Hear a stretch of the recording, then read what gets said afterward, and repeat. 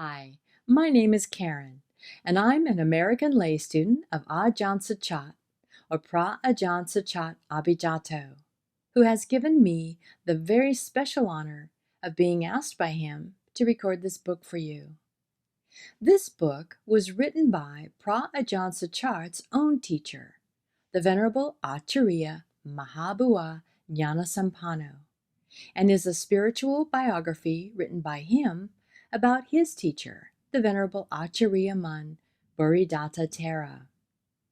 The title of the book is Venerable Acariya Mun Biography, a spiritual biography by Acariya Mun Nanasampanno, and it was published in 2005, translated into English by Bhikkhu Dick Silaratano. If you would like to learn how to download or get a hard copy of this book, or a list of which pages or chapters are read on each separate recording, please listen to the beginning of the first recording of this book. This book, in any form, is to be given away for free. Any ads you may see or hear in this recording have been put there by the platform you are using to listen or view with, for its own revenue, in exchange for letting us use their platform for free. Please forgive me for any mispronunciations of names, places, or words, as I'm still learning how to pronounce Thai and Pali, and for any background noises, as I'm just making these recordings in my apartment with an unruly dog and in the middle of a city. We're resuming today on page 59. We are in chapter 2, and we are starting the first titled subsection, and it is titled The Dhutanga Practices. Acariya Mun strongly believed that the observance of Dhutanga practices truly exemplified the spirit of the ascetic way of life. He strictly adhered to these ascetic practices throughout his life, and always urged those monks studying under his tutelage to adopt them in their own practice. Going on alms round every day without fail, excepting only those days when a monk is deliberately abstaining from food, Acariya Mun taught his disciples that when walking to the village for alms, they should always have mindfulness present and remain properly restrained in body, speech, and mind. A monk should never permit his mind to accidentally become prey to the various tempting sense objects contacting his eyes, ears, nose, tongue, body, or mind while walking to and from the village on alms round. He stressed that mindfulness should bring their every movement, every thought, at every step of the route under vigilant scrutiny. This should be treated as a sacred duty requiring reflection of the utmost seriousness each time a monk prepares to go on his morning alms round. Eating only that food which has been accepted in the alms bowl on alms round. A monk should consider the quantity of food he receives in his bowl each day to be sufficient for his needs, as befits one who is content with little, and thus easily satisfied. For him, it's counterproductive to expect extra food by accepting the generous offerings that are made later inside the monastery. Such practices easily encourage the insatiable greed of his kilesas, allowing them to gain the strength to become so domineering that they're almost impossible to counteract. A monk eats whatever food is offered into his bowl, never feeling anxious or upset should it fail to meet his expectations. Anxiety about food is a characteristic of hungry ghosts, beings tormented by the results of their own bad karma. Never receiving enough food to satisfy their desires, they run madly around, desperately trying to fill their mouths and stomachs, always preferring the prospect of food to the practice of Dhamma. The ascetic practice of refusing to accept any food offered after alms round is an excellent way of contravening the tendency to be greedy for food. It is also the best method to cut off all expectancy concerning food and the anxiety that it creates. Eating only one meal per day is just right for the meditative lifestyle of a Dhutanga monk, since he needn't worry about food at all hours of the day. Otherwise, he could easily become more worried about his stomach than he is about Dhamma, a most undignified attitude for one seriously seeking a way to transcend dukkha. Even when eating only once a day, there are times when a monk should reduce his consumption, eating much less than he normally would at that one meal. This practice helps facilitate the work of meditation, for eating too much food can make the mental faculties sluggish and unresponsive. In addition, a monk whose temperament is suited to this practice can be expected to experience results invaluable to his spiritual development. This particular Dhutanga observance is a useful tool for eliminating the greedy mentality of practicing monks who tend to be infatuated with food. In this respect, the safeguards of Dhamma operate in much the same manner as the safeguards that society has introduced to protect itself. Enemies of society are confronted and subdued wherever they pose a threat to wealth, property, life and limb, or peace of mind. Whether it be fierce animals, such as wild dogs, snakes, elephants, and tigers, or pestilent diseases, or simply pugnacious individuals, societies all over the world possess appropriate corrective measures or medicines to effectively subdue and protect themselves against these threats.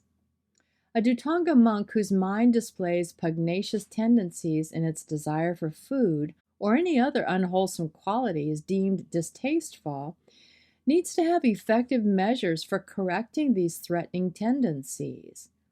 Thus he will always possess the kind of admirable self-restraint which is a blessing for him and a pleasing sight for those with whom he associates.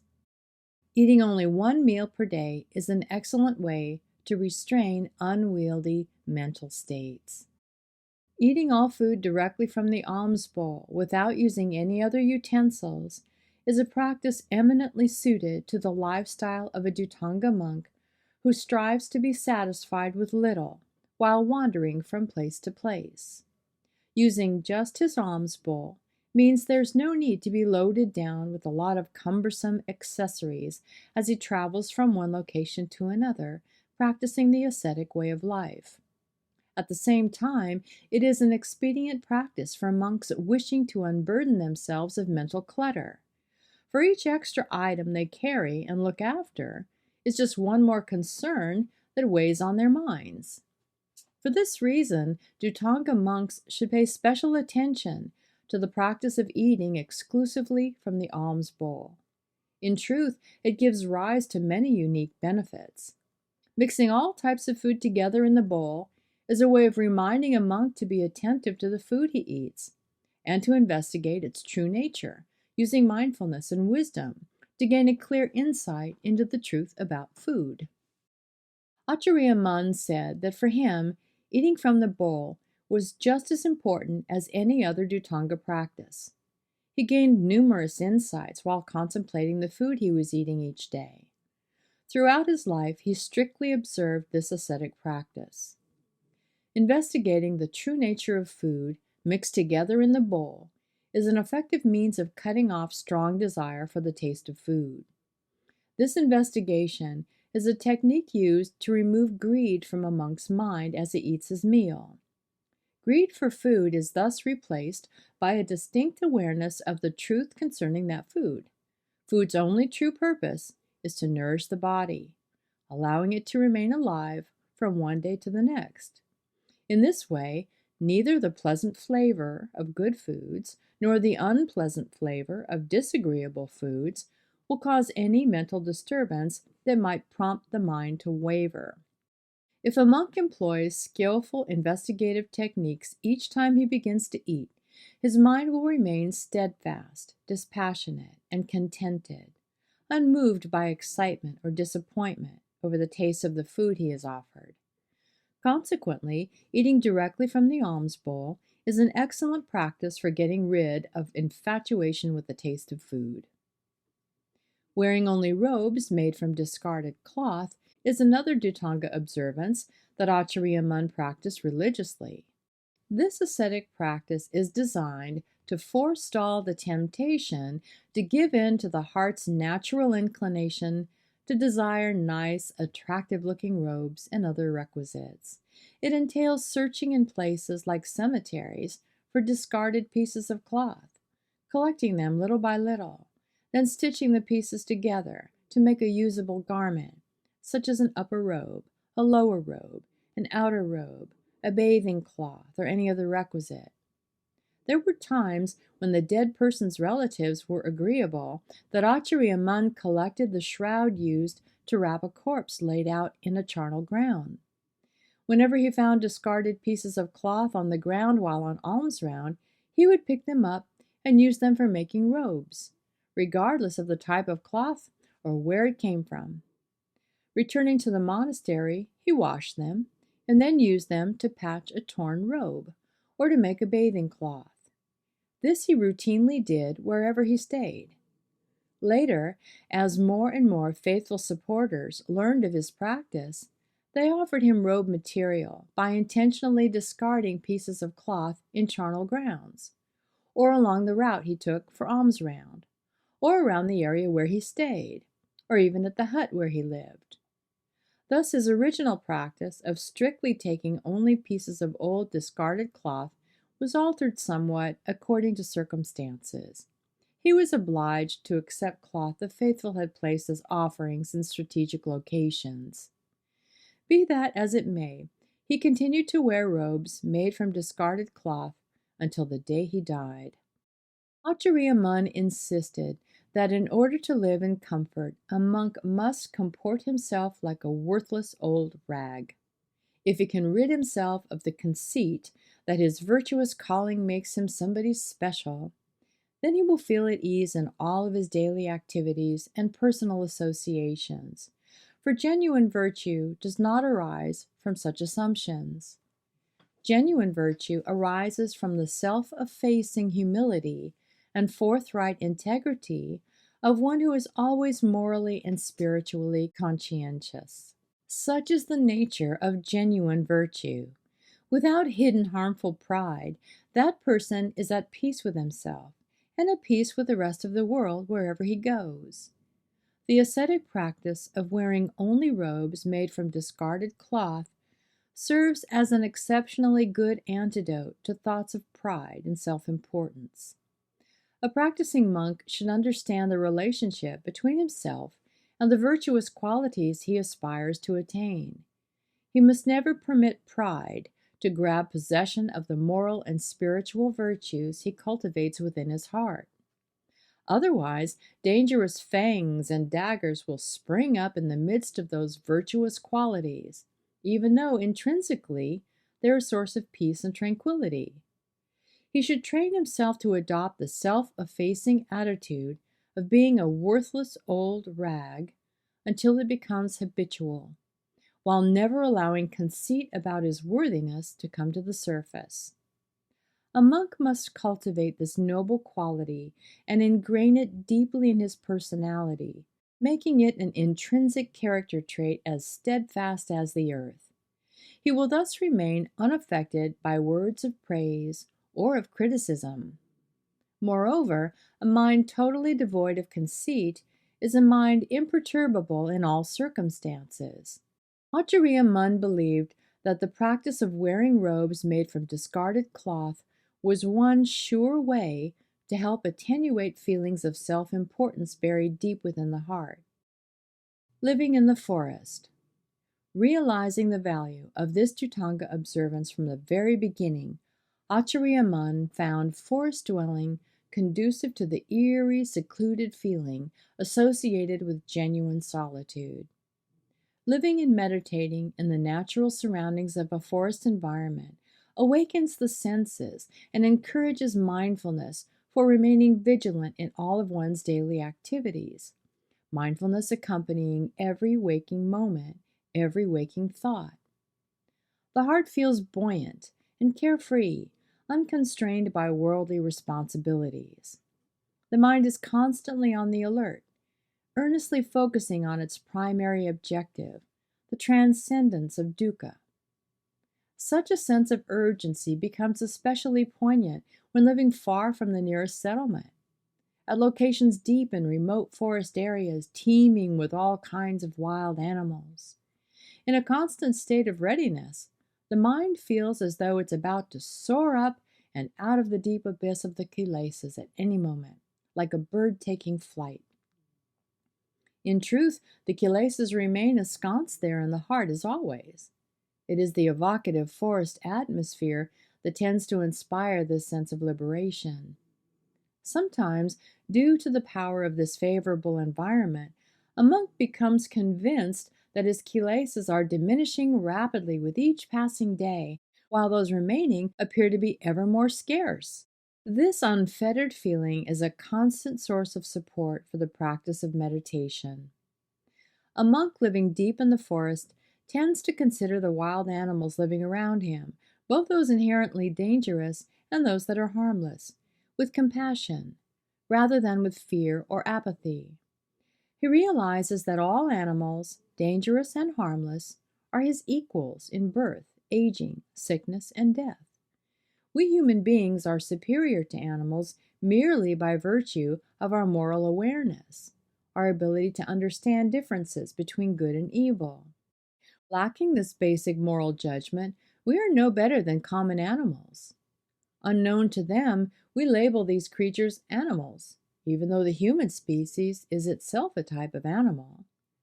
The human animal is fond of labeling other species, but we have no idea what kind of label other animals have given to us. Who knows? Perhaps they have secretly labeled human beings ogres. Since we're so fond of mistreating them, slaughtering them for their meat, or just for sport. It's a terrible shame the way we humans habitually exploit these creatures. Our treatment of them can be quite merciless. Even among our own kind, we humans can't avoid hating and harassing each other, constantly molesting or killing one another. The human world is troubled because people tend to molest and kill each other, while the animal world is troubled because humans tend to do the same to them. Consequently, animals are instinctively wary of human beings. Acariya Mun claimed that life in the forest provides unlimited opportunities for thought and reflection about one's own heart and its relationship to many natural phenomena in the external environment. Anyone earnestly desiring to go beyond dukkha can find plenty of inspiration in the forest, plenty of incentive to intensify his efforts constantly. At times, groups of wild boars wandered into the area where Acariya Mun was walking in meditation. Instead of running away in panic when they saw him, they continued casually foraging for food in their usual way. He said they seemed to be able to differentiate between him and all the merciless ogres of this world, which is why they kept rooting around for food so casually instead of running for their lives.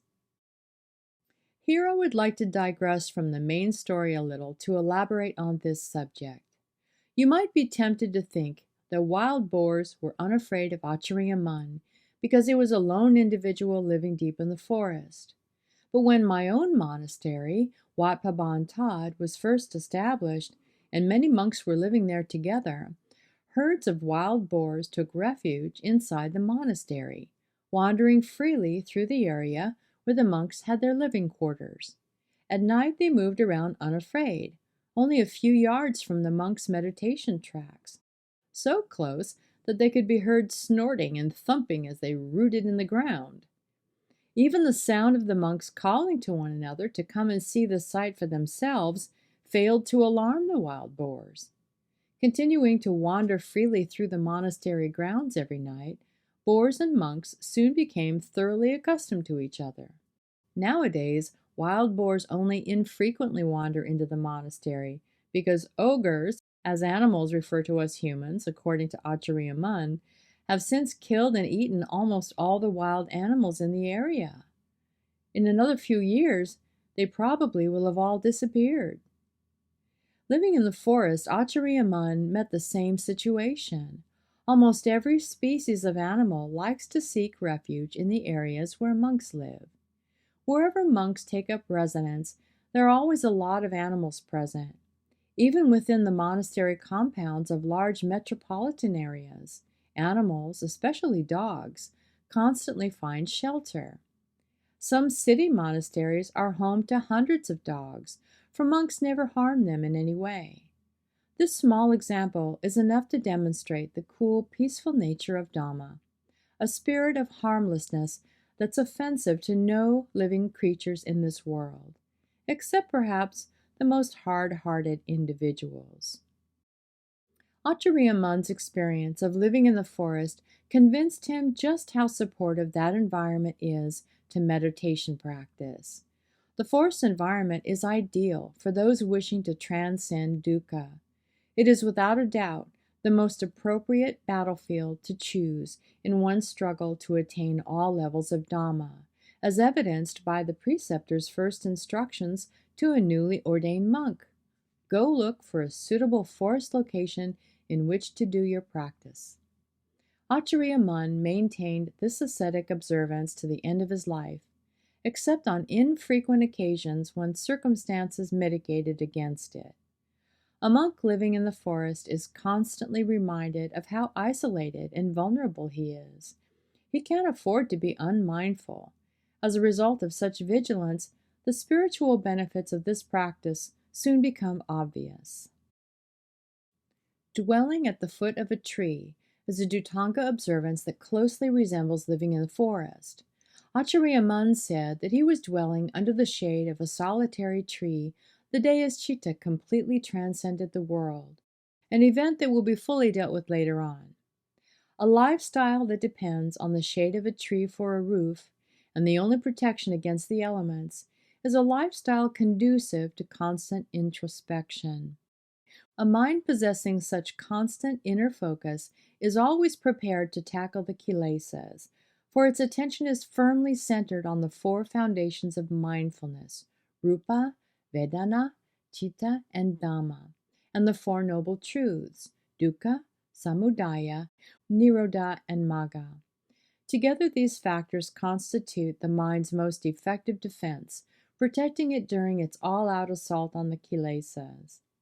In the eerie solitude of living in the forest, the constant fear of danger can motivate the mind to focus undivided attention on the foundations of mindfulness, or the Noble Truths. In doing so, it acquires a solid basis for achieving victory in its battle with the kilesas. Such is the true path leading to the noble Dhamma.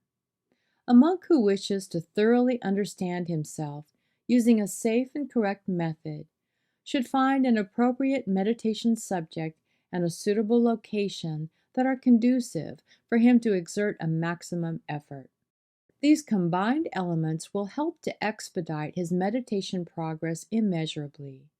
Used as an excellent means for destroying kilesas since the Buddha's time, the Dhutanga observance of dwelling at the foot of a tree is another practice meriting special attention. Staying in a cemetery is an ascetic practice which reminds monks and lay people alike not to be neglectful while they are still alive, believing that they themselves will never die. The truth of the matter is, we are all in the process of dying, little by little, every moment of every day. The people who died and were relocated to the cemetery, where their numbers are so great there's scarcely any room left to cremate or bury them, are the very same people who were dying little by little before, just as we are now. Who in this world seriously believes himself to be so unique that he can claim immunity from death? We are taught to visit cemeteries so that we won't forget the countless relatives with whom we share birth, aging, sickness, and death, so as to constantly remind ourselves that we too live daily in the shadow of birth, aging, sickness, and death. Certainly no one who still wanders aimlessly through the endless round of birth and death would be so uncommonly bold as to presume that he will never be born, grow old, become sick, or die. Since they are predisposed toward the attainment of freedom from this cycle by their very vocation, monks should study the root causes of the continuum of suffering within themselves. They should educate themselves by visiting a cemetery where cremations are performed, and by reflecting inwardly on the crowded cemetery within themselves, where untold numbers of corpses are brought for burial all the time. Such a profusion of old and new corpses are buried within their bodies that it's impossible to count them all. By contemplating the truly grievous nature of life in this world, they use mindfulness and wisdom to diligently probe, explore, and analyze the basic principles underlying the truth of life and death. Everyone who regularly visits a cemetery, be it an outdoor cemetery or the inner cemetery within their bodies, and uses death as the object of contemplation, can greatly reduce their smug sense of pride in being young, in being alive, and being successful. Unlike most people, those who regularly contemplate death don't delight in feeling self-important. Rather, they tend to see their own faults and gradually try to correct them, instead of merely looking for and criticizing other people's faults, a bad habit that brings unpleasant consequences. This habit resembles a chronic disease that appears to be virtually incurable, or perhaps it could be remedied if people weren't more interested in aggravating the infection than they are in curing it. Cemeteries offer those interested in investigating these matters an opportunity to develop a comprehensive knowledge and understanding of the nature of death. Cemeteries are the great gathering places of the world. All people, without exception, must eventually meet there. Death is no small hurdle to be easily stepped over before a thorough investigation of the issue. Before they finally crossed over, the Lord Buddha and his Arahant disciples had to study in the great academy of birth, aging, sickness, and death until they had mastered the entire curricula. Only then were they able to cross over with ease. They had escaped the snares of Mara, unlike those who, forgetting themselves, disregard death and take no interest in contemplating its inevitability, even as it stares them in the face. Visiting cemeteries to contemplate death is an effective method for completely overcoming the fear of dying, so that when death seems imminent, courage alone arises despite the fact that death is the most terrifying thing in the world. It would seem an almost impossible feat, but it has been accomplished by those who practice meditation, the Lord Buddha and his Arahant disciples being the supreme examples. Having accomplished this feat themselves, they taught others to thoroughly investigate every aspect of birth, aging, sickness, and death, so that people wanting to take responsibility for their own well-being can use this practice to correct their misconceptions before it becomes too late. If they reach that great academy only when their last breath is taken, it will then be too late for remedial action. The only remaining options will be cremation and burial. Observing moral precepts, making merit, and practicing meditation will no longer be possible. Acariya Mun well understood the value of a visit to the cemetery, for a cemetery has always been the kind of place that encourages introspection. He always showed a keen interest in visiting cemeteries, both the external variety and the internal one. One of his disciples, being terrified of ghosts, made a valiant effort to follow his example in this. We don't normally expect monks to be afraid of ghosts, which is equivalent to Dhamma being afraid of the world, but this monk was one such case. And we're going to end there today. We're on page 68, and we'll resume tomorrow on page 68 at the bottom of that page in the next section, which is titled A Monk's Fear of Ghosts. We're in chapter 2. I'll see you next time with Metta. Bye-bye.